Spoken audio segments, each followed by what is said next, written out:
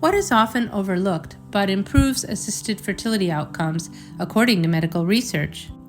Since the early 1970s, medical researchers have been establishing links between exposure to certain specific chemicals and negative outcomes in assisted fertility cycles. Certain chemicals lead to embryo implantation failure, lower antral follicle count, lower ovarian reserve, and even early miscarriages and chromosomal abnormalities. After these links were established, researchers decided to test their findings. They took groups of women undergoing IVF and reduced their exposure to specific toxins over a number of days. The results were astounding. Pregnancy rates increased by 22% to 47% in groups with reduced toxin exposure when compared to control groups. The moral of the story? If you want to maximize your chances of getting pregnant, then you'll definitely want to lower your toxin exposure levels to as low as they could possibly go. There are 5 primary sources of toxin exposure: your bath and beauty products, your food and water, the clothing you wear, your household cleaning supplies, and contact items in your home and office environment. Buying clean is simply not enough. All 5 areas have to be assessed for risk. In 1973, the average man had a sperm concentration of 99 million per ml.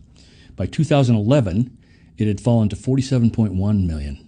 That's from Dr. Shauna Swan's work. Not only are they fewer in number, a lot of those either can't swim straight, they're malformed, or they have damaged payloads, DNA fragmentation. We have a fertility problem worldwide that's headed for catastrophe. In 2003, a sample of Boston area college students were checked for eligibility to be sperm donors. 69% met donation criteria. Another analysis of the same age donors was done in 2013. Only 44% were eligible to donate. And listen to this.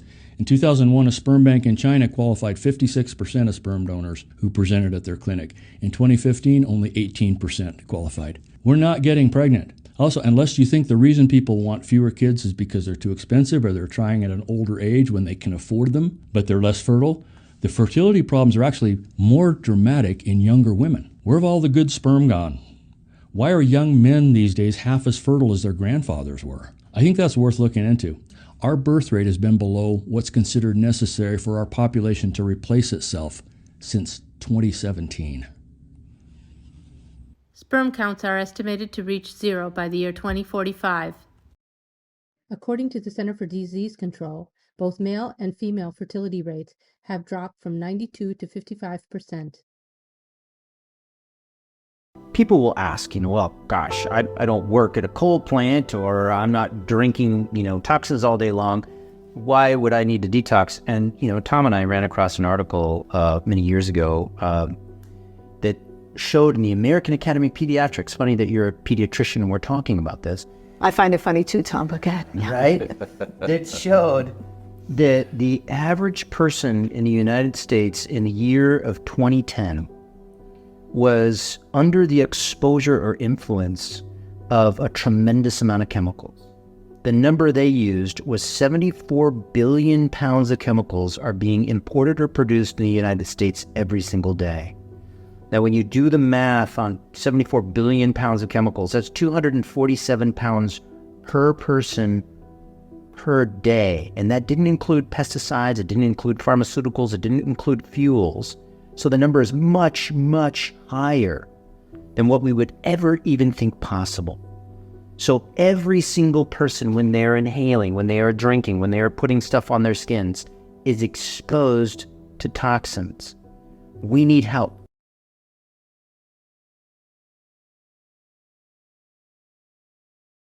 I looked this up to make sure this was accurate because I didn't believe it at first that there's only 11, and it is true. There's only 11 chemicals that are banned from our cosmetics or our body lotions or whatever we're putting on our skin. The thing that really bothers me is that our babies are not being born pure. I found this study to show you. This is by the Environmental Working Group, and what they found was they took 10 babies and tested their cord blood. They found 287 chemicals in their cord blood of these 10 babies. Stain and oil repellents used in fast food packaging, clothing and textiles, including Teflon, in the baby's cord blood. They found ingredients such as waste from burning coal, gasoline, and garbage, pesticides, consumer product ingredients in the cord blood. They know that 180 cause cancer in humans or animals, 217 are toxic to the brain and nervous system, and 208 cause birth defects or abnormal development in animal tests. So this is pretty outstanding. There's the link if you guys want to look it up. The other crazy part is the parent hadn't been exposed to any out-of-range chemicals before. They weren't working in factories or exposed to high levels of toxins. They're just regular people. So our babies are born highly toxic, and it's just awful to me. It breaks my heart.